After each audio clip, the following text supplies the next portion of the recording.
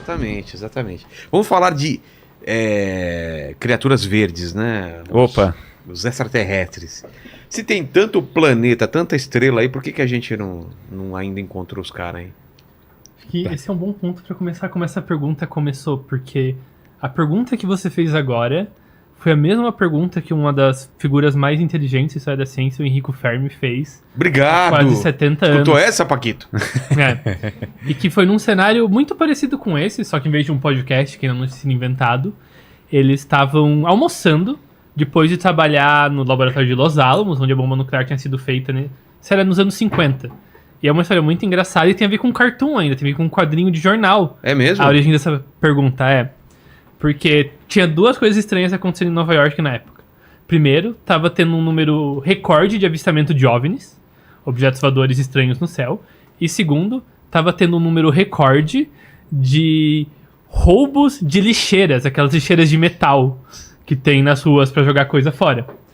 E daí um cartunista, esqueci o nome dele, desenhou um quadrinho com uma solução pros dois problemas. Ele fez um quadrinho de aliens roubando lixeiras. Sei.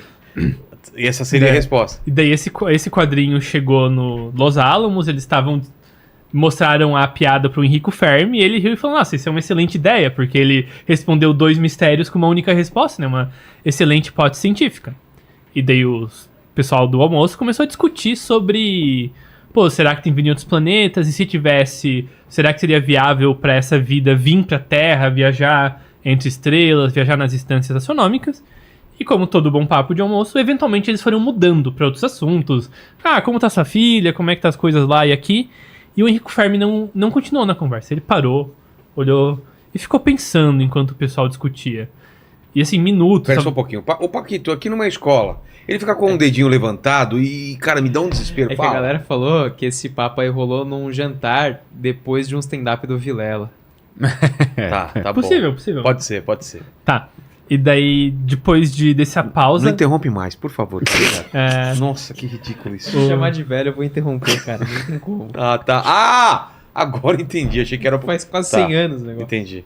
Depois de uma pausa na conversa exatamente como essa... Sei. O Fermi do nada...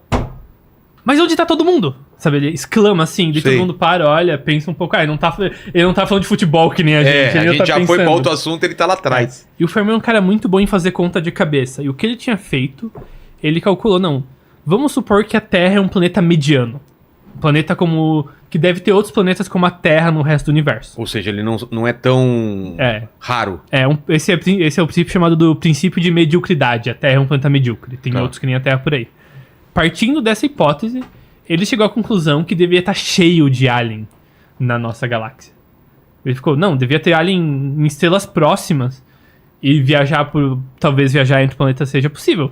E ele chegou à conclusão que teria tido tempo na história do universo para os aliens já terem chego aqui. Então, o paradoxo parece que o universo devia estar cheio de vida e a gente não vê essa vida. Cadê eles? Esse é o paradoxo. Era pra estar fervendo... muito abundante de vida e a gente não vê essa vida. Ele começou a falar sobre as hipóteses de por que a gente não vê isso ou não? Não tanto, até porque o Fermi, eu pensava nele como ele é um tiozão italiano, o Fermi. Ele era muito piadista, muito zombador. Então provavelmente ele falou assim, né? Ele falou, por que não... Cadê os aliens? Algo dessa forma aí. E a parte interessante do paradoxo de Fermi é quantas respostas diferentes a gente pode dar. Que, por exemplo... Nossa, a gente pode começar pelo grande filtro, hipótese do Berserker, a hipótese da Floresta Negra, ou qual que é a tua favorita? Porque assim, cada um tem uma possível solução favorita, né? A do grande filtro é que existem filtros, né? Que para chegar até as criaturas serem inteligentes, delas não se autodestruírem e saírem do planeta. Sim, e nem necessariamente autodestruição seria um filtro. Assim, a questão do grande filtro, eu acho que cientificamente ela é uma das respostas mais plausíveis. É uma das que provavelmente melhor encaixam, sabe, num olhar científico, num olhar, tipo assim, da busca por dados, coerência e tudo mais. Só que o problema é que a gente não tem como saber que a gente passou por um filtro ou o que é um filtro até a gente passar por ele. Necessariamente. Ou não passar. Ou não passar por ele. Então o último ser humano vivo na Terra vai ser a última pessoa a descobrir se a gente não passar por um grande filtro. Exato. E vários momentos... Mas a gente não pode olhar, por exemplo, os dinossauros não passaram por esse filtro, não é essa... A analogia não rola. Ela não rola necessariamente porque eu acho que a gente tá falando... Na verdade rola. Porque a gente pode falar... Porque não é só a vida inteligente e comunicável que nem a nossa civilização que importa pro paradoxo de Fermi. Vida num geral também importa. Então, por exemplo, caso os dinossauros tivessem sido exterminados com aquele meteoro, com aquele asteroide, e toda a vida na Terra tivesse sido extinta junto, então o asteroide poderia ter sido um grande filtro. Exato. E ele pararia o nosso processo de evolução naquele momento. Só que olhando da ótica da civilização humana e da humanidade como uma civilização comunicável, a gente vai voltando no tempo, vai vendo todos os grandes passos importantes que a gente passou evolutivamente e vai vendo onde que tudo poderia dar errado. Onde que parecem estar os grandes pulos. Assim, os grandes momentos em que algo maravilhoso aconteceu, que daí a gente pôde passar de, digamos, um estágio para o outro. Sei. O primeiro deles, o estágio quase zero, vamos supor, é o estágio de abiogênese. Então, em algum momento na história do universo, matéria não viva se tornou viva. Vocês concordam comigo que provavelmente esse é o primeiro grande filtro? Claro. Pode ter um planeta igual ao nosso que não aconteça isso. Exatamente. Tá. Porque eles não passaram por esse grande filtro. Tá. Assim, não deu tempo, ou não deu oportunidade, ou faltou algum ingrediente para as moléculas orgânicas não vivas se tornarem vivas. Depois disso, a gente tem o surgimento de organismos unicelulares. Depois, multicelulares. E assim a gente vai indo sucessivamente, até chegar... Tudo isso são filtros. Tudo isso são filtros. De acordo com alguns autores, aqui eu preciso fazer uma nota importante, que isso vai mudando de acordo com o autor. Tem alguns que colocam, por exemplo, não, esse passo, a gente, sei lá, pode ser que a vida surgiu em todos os planetas onde ela era possível de existir. Então pode ser que o surgimento da vida, a abiogênese, não é um grande filtro. Pode ser que isso simplesmente acontece em todo o planeta e em algum momento posterior a vida desaparece daquele planeta. É posterior, não necessariamente. Não tem esse filtro. Mas isso eu acho que eu sou mais do lado que esse é um grande filtro. Eu acho que eu concordo que isso é um grande problema. E aí a gente vai chegando até a humanidade moderna. A gente chega, um dos grandes filtros seria o desenvolvimento de ferramentas e a capacidade de usar ferramentas, porque isso transportaria a gente para um outro caminho tecnológico. Dominar o ambiente. Pode ser um dos filtros ou uma parte do processo. Porque a gente não necessariamente precisa dominar o ambiente. Não precisa dominar o ambiente. Porque, de certo ponto, a gente até hoje não dominou o ambiente, né? A gente se adaptou a viver em praticamente todos os ambientes e biomas da Terra. Mas a gente não domina ele ainda. Acabou de acontecer um ciclone categoria 5 no México, sabe? E a gente não consegue evitar isso. Não, ele foi de 0 até categoria 5 em 12 horas, sabe? Então a gente não dominou o ambiente, digamos.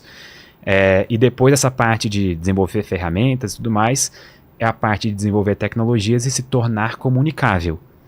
Que esse seria o estágio que faria a gente poder ser visto e ouvido por outras possíveis civilizações inteligentes que tenham passado por todos esses filtros. Onde que mora a grande questão? O filtro pode estar na nossa frente ainda? Ou será que a gente já passou dele e não vai mais ter outro na frente? Que a autodestruição é um deles, por exemplo. A autodestruição provavelmente é o mais provável deles. E doenças. Também. Pragas. A gente tem em todos os próximos grandes filtros que a gente poderia ter que passar nos próximos anos. A gente tem autodestruição através de armas nucleares ou guerras sem fim. Cometa. A gente tem cometa e asteroide, mas esse também talvez não esteja no curto prazo, no curto horizonte. A humanidade está sujeita a colisões, a extinção via pedra espacial nos próximos, sei lá, de 1 até 10 bilhões de anos para o futuro, sabe? Sim. Então pode acontecer em qualquer momento. Só que acho que ele é um grande filtro também, mas acho que não é uma das nossas maiores preocupações agora. A gente tem o problema, por exemplo, de pandemias, guerra biológica, doenças que foram criadas e usadas de alguma maneira como arma em populações. Tudo isso são eventos que podem acarretar a extinção humana e entram na nossa capacidade de autodestruição. Então, e se toda civilização surge, se desenvolve, faz ferramentas e chega num ponto que dura mais ou menos, pelo nosso histórico até agora, da física moderna, da ciência moderna, até bombas nucleares, que aparentemente duram uns 250, 300 anos, a gente se aniquila depois, todas elas se aniquilam depois desse tempo, porque não conseguem conviver com a responsabilidade de ter armamentos tão poderosos, por exemplo. Então, ou o filtro pode estar na nossa frente, ou a gente pode ter já passado por ele. Exato. E é por isso que surge aquela discussão de descobrir vida fora da Terra é a pior notícia que a gente pode ter para a humanidade. Por quê? Por 2 motivos. Porque ou o filtro vai estar na nossa frente, ou ele vai estar atrás da gente. Vamos supor que a gente descubra vida fóssil, micro-organismos fósseis, já morreram, em Marte. Isso significa que houve vida e acabou. Ou seja, o filtro está na nossa frente. Certo. Porque a gente passou por aquele momento, só que a gente não vê mais nenhuma civilização. Então, todas as outras que também passaram por aquele momento, em algum momento deixaram de existir. Então, o grande filtro está na nossa frente. E a outra possibilidade? O grande filtro está atrás da gente. E a gente é os únicos. Ah, tá. E aí é uma coisa solitária. É. A gente não tem mais ninguém para se comunicar com a gente. Então é óbvio que a gente nunca vai ouvir ninguém. A gente tá sozinho. O que você pensa sobre isso, Guilherme? A minha resposta favorita, que eu acho mais cientificamente fraca que essa do grande filtro, é a ideia de que a gente chegou cedo na festa. De que... Porque uma pergunta que faz sentido que é meio que vai contra a ideia do princípio de mediocridade, que é um princípio que a Terra é pior do que medíocre. Que bota a gente lá embaixo que a vida existe na Terra, e orbitando a estrela como o Sol, mas esse não é o sistema estelar ideal para a vida. É concebível, a gente consegue imaginar sistemas estelares que conseguem ser melhores para abrigar a vida do que o nosso é.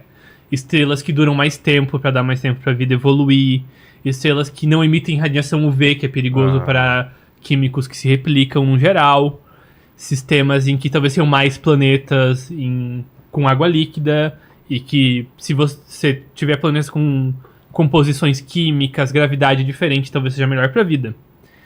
E se a gente faz a conta de quando que essas estrelas possivelmente ideais para a vida vão existir no universo, a gente vai descobrir que a maior parte das estrelas ideais para a vida, de mais longa duração, ainda nem nasceram. Elas vão começar a nascer a partir daqui a 10 ou 20 bilhões de anos, dependendo de qual categoria de estrela for possível para a vida ou não. E isso também faz sentido para mim, porque o universo é muito antigo da escala humana, 13 bilhões de anos, mas ele tá no seu relativo começo. O universo, como a gente conhece, com galáxias e estrelas, vai durar por mais centenas, 1 trilhão de anos no futuro. Então a maior parte da história do universo, da Era das Estrelas, tá por vir. Então eu gosto da ideia de que a gente chegou cedo na festa. Entendi. E que a maior parte das civilizações alienígenas que vão surgir estão para surgir. A Floresta Negra é a minha preferida. Sério? Não, só tá. porque é legal, é mais ideia, emocionante. entendi. Não que é mais plausível, né? Mas mais emocionante do que a Floresta Negra é a Porta do Berserker. Qual que é? Essa eu não sei qual que é. Assim, seria... Só pra explicar do Floresta Negra, né? Que a gente já falou no outro programa. Mas existe. Só que os caras tão quietinhos lá porque... Tá todo mundo em silêncio. Silêncio, porque se o cara falar da localização, pode ser perigoso pra ele. Pode ser. Eu acho que nesse sentido o Berserker é a realização da Floresta Negra no pior dos casos. Ah, é? Que é uma civilização, tá ativamente... montou um método pra sistematicamente destruir qualquer forma de vida no caminho. Porque é uma questão de escassez, né, Vilela? É. Tipo, os recursos são Em escassos. alguma hora vai apertar o calo. Se eu sou uma civilização de escala galáctica, eu vou me preocupar com os recursos da galáxia. Eu não vou querer que ninguém mais gaste eles. Logo, eu vou destruir todas as civilizações. Eu tô pensando como uma civilização maligna pensaria, sabe? Sim. E a ideia do Berserker é basicamente essa. De que a gente não vê nenhuma outra civilização inteligente, porque todas que mostraram as caras foram destruídas porque basta uma civilização com más intenções para todas as outras irem de vala. Mano. Então ela pode estar vindo no nosso caminho nesse exato momento. É. Eu acho isso mais empolgante do que a hipótese da Floresta Negra. Já mudei para essa daí. Eu acho que dá pra diferenciar bem a Floresta Negra, no caso que tem um monte de civilização, mas todo mundo acha que o outro cara vai ser o Berserk, que vai sair matando todo mundo, e todo mundo quieto. Quietinho, Essa é quando uma delas já ficou, não, eu achei vocês, ó, já era. Tem uma ativamente caçando a galera. Que é o problema dos 3 corpos lá. Vocês leram ou não? Eu li. Cara, e o mais louco disso daí é porque eles demoram acho que 400 anos pra chegar do planeta deles pra cá. Sim. Que tá com problema de recurso também e tal. Só que os caras falam, em 400 anos a humanidade pode ultrapassar a gente na ciência, na tecnologia. Então o grande lance é estacionar a gente na mesma tecnologia que a gente tá, pra quando eles chegarem eles ainda serem superiores. Porque só a viagem deles de 400 anos até aqui pode ser a derrota deles, né? Porque eles não sabem a escala que a gente vai evoluir e chegar no ponto que eles estão e inclusive passar, né? Esse é um problema interessante de viagem espacial. São as escalas, né? As distâncias. Sim, e também que existe um nome específico para isso, para esse problema específico. Mas vamos supor que a gente vai para a estrela mais próxima da Terra com uma nave geracional. Vai ser a primeira vez que a gente vai enviar uma população de, sei lá, 1000 humanos para a estrela mais próxima. E a viagem... eles não vão pisar lá, né? Eles não vão chegar até lá. Vamos supor que criogenia já foi descoberto, já foi desvendado, tá funcionando, eles vão chegar lá. A viagem vai demorar 100 anos. Congela os caras para eles serem descongelados daqui a 100 anos. E a viagem vai durar 100 anos com a tecnologia atual. Tá. Quando eles chegam lá, prontos para pisarem pela primeira vez no planeta e serem os primeiros seres humanos tipo assim, a pisarem em outro sistema estelar, eles olham pro lado e já tem uma colônia na Terra lá. O quê? Por quê? Por quê? Porque nesse meio tempo de 100 anos a tecnologia avançou um monte. Ah, foi uma outra nave mais rápida. Mais rápida. Muito melhor. Sabe? Desliga aí essa live que já tem uma história aqui pra escrever. E agora todo mundo... Cara, que ideia maravilhosa pra escrever Tem um conto, nome cara. específico pra isso, que é o nome do físico que propôs isso. E eu não lembro o nome dele. Cara, que então, louco. Tem... Chega lá, já tem uma civilização, fala, cara, encontramos vida. Não, são os próprios E da seres mesma humanos. maneira, essa outra que foi lançada, que chegou em 50 anos, vamos supor, quando ela foi lançada, ela chegou, olhou pro lado e viu que já tinha outra. Que chegou lá em 10 anos. Ou chegou lá, enfim, na velocidade da luz um dia, sabe? Então isso é um problema de viagem espacial que é interessante. Poderia acontecer. Total. Tem...